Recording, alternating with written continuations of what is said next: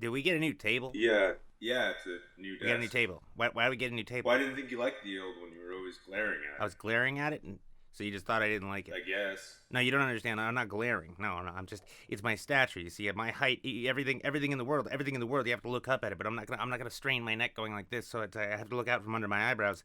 It's like a small dog. So of course it looks like I'm glaring. I guess should I get the saw then? Well, I don't know. It makes me feel even shorter than I really am, and I don't really like this feeling. And granted, facts don't care about my feelings, but neither does this fucking table. Can we change the fucking table, please? Okay.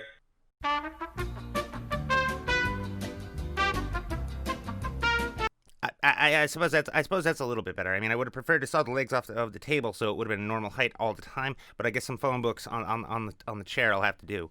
Uh, So welcome everybody. Welcome folks. We've got a lot of things to talk about today. A lot of just crazy, far out leftist things going on right now.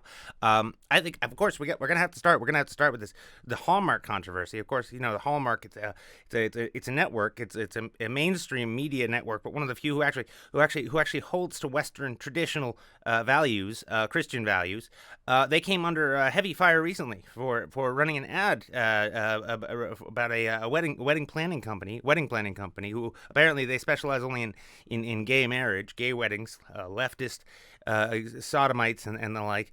This was an ad featuring two lesbians. Now, as we can see here, the ad in question, it's basically just a soft reboot of the movie Bound. That's the movie most famous, starring Jennifer Tilly and Gina Gershon, as well as Joey Pantoliano's, famous from, of course, Baby's Day Out. And in this movie, a lesbianism relationship emerges, denying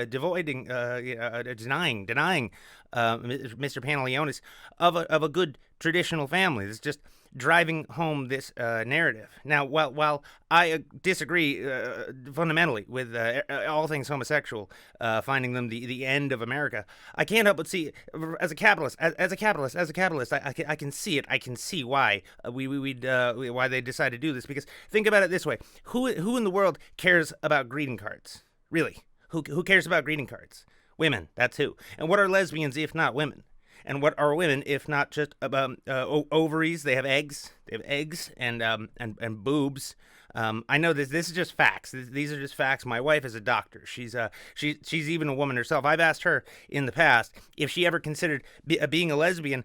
She said sometimes in college she thought about it, but then decided marrying me would just be splitting the difference anyway. But with this Hallmark ad, we can see, of course, when it comes to gay marriage, especially lesbian weddings, how many greeting cards is Hallmark really going to sell? It's a really smart move on their part, even if they are adding to the overall degeneracy that is destroying America and feeding the radical left. And now, folks, moving on to yet another equally pressing story. We of course we've got to talk about these debates. We've got to talk about these debates. Now, this was a fiery one with all the socialists lined up, shoulder to shoulder with each other on the stage. And then Mayor Pete, famously known as Dewey from Malcolm in the Middle, lashed out at Elizabeth Warren, who then turned around and lashed out back, pointing at a high dollar fundraiser in a wine cave, a billionaire's wine cave. Now, you might be thinking to yourself, wow, this is the definition of champagne socialism, and you wouldn't be wrong. You wouldn't be far from the truth, but not quite. That's not quite the facts. That's not quite the logic there. In truth, these are more actually Cabernet communists. These are Cabernet communists up in the Napa Valley. It's a known it's a known Cossack Trotskyist haven for communists who really enjoy a nice red blend sometimes. But it was during this debate that Elizabeth Warren was then accused herself of doing high dollar fundraisers, just proving once and for all that all of these communists running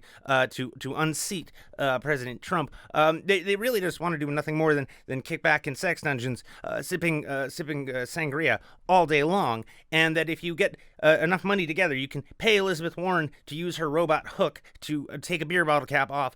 I, for one, folks, I see this is in the bag for Donald Trump. Donald Trump, as we all know, he's a big fan of fast food, and most Americans, well, they end up spending more time at McDonald's than they do communist wine caves. So take that for facts and logic, and stuff that in your logic pipe, and don't smoke it because well, that would be a violation of the law. And now, of course, finally, the final topic for tonight, folks, is of course it's that time of year, which means the left is once again waging its war on Christmas. Now, I'm Jewish. I don't ever know if that's ever come up in conversation or not. I'm not sure if you're aware. I am Jewish, though. I actually prefer Hanukkah to Christmas because, in addition to well, nobody except perhaps Nazis and the left waging a war on Hanukkah as opposed to Christmas. Hanukkah is just a generally easier thing, whereas Christmas you have to plan and get all kinds of gifts and have dinner with so many members of your family and your in-laws. My in-laws are the parents who made a doctor. My doctor wife. She's a hot doctor wife. Even she lets me touch her sometimes. But I realize Hanukkah is great because all you have to do at that point is just go to Rite Aid and pick up some discount sharper image objects and gently reassure your immediate family that you are still casually aware of their existence. Because after all, when the kids turn 18, it's right out the house. Otherwise, they're just going to become dependent. And next thing you know, they're voting for Elizabeth Warren or whatever next version of Elizabeth Warren's coming down the pipeline. But back to the war on Christmas. It's an annual tradition. It seems it's almost as though the left just hates every single conceivable tradition that the Judeo-Christian West has brought forward. Now, if there's one thing I don't know much about Jesus, because once again I'm Jewish. I don't know much about Jesus, but I do know that he was a really big fan of gift cards. He was a very very big fan of gift cards, and to undermine the spirit of his birthday, in which the three wise men, brought him Visa gift cards, to undermine this holiday by calling for changes or social awareness of plights and poverty and stuff. It goes exactly against everything that at least I'm aware Jesus stood for. I just don't know. I'd say Hanukkah is once again better. You can get all your shopping done at Rite Aid.